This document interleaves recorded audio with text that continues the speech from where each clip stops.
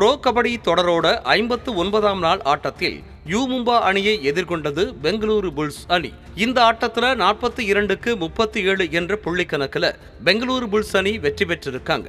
மொத்தமா 19 right பாயிண்ட்களையும் 17 tackle பாயிண்ட்களையும் பெற்று வெற்றியை தன்வசப்படுத்தி இருக்காங்க பெங்களூரு புல்ஸ் அணி. இந்த அணியோட வீரரான சுசில் 10 புள்ளிகளை பெற்று அசத்தி இருக்க.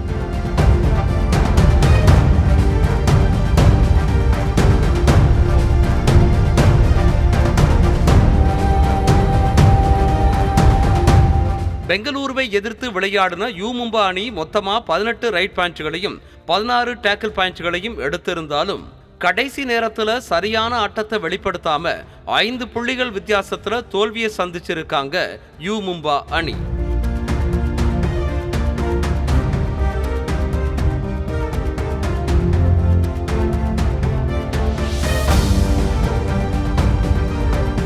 மற்றொரு ஆட்டத்தில் குஜராத் ஜெயின்ஸ் அணியை எதிர்கொண்டது தமிழ் தலைவாஸ் அணி. இந்த ஆட்டத்தில் 42க்கு 30 என்ற புள்ளிக்கணக்கில் குஜராத் ஜெயின்ஸ் அணி அபார வெற்றி பெற்றிருக்காங்க. மொத்தமா 22 ரைட் பாயிண்ட்களையும் 15 டேக்கிள் பாயிண்ட்களையும் எடுத்து அசத்தி இருக்காங்க குஜராத் ஜெயின்ஸ் அணி. இந்த அணியோட வீரரான ராகேஷ் 14 புள்ளிகளை குவிச்சிருக்கார்.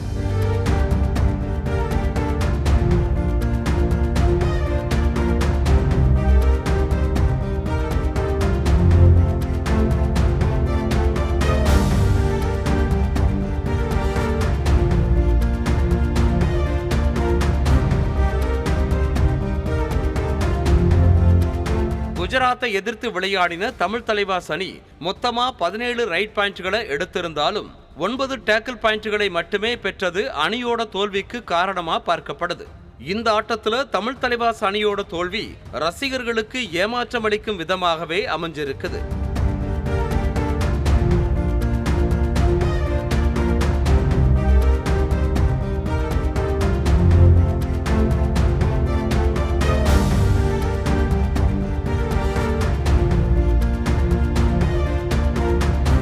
ப்ரோ கபடி தொடரோட 60ஆம் நாள் ஆட்டத்தில் ஜெய்ப்பூர் பிங்க் பேத்தர்ஸ் அணியை எதிர்கொள்கிறது பாட்னா பைரேட்ஸ் அணி.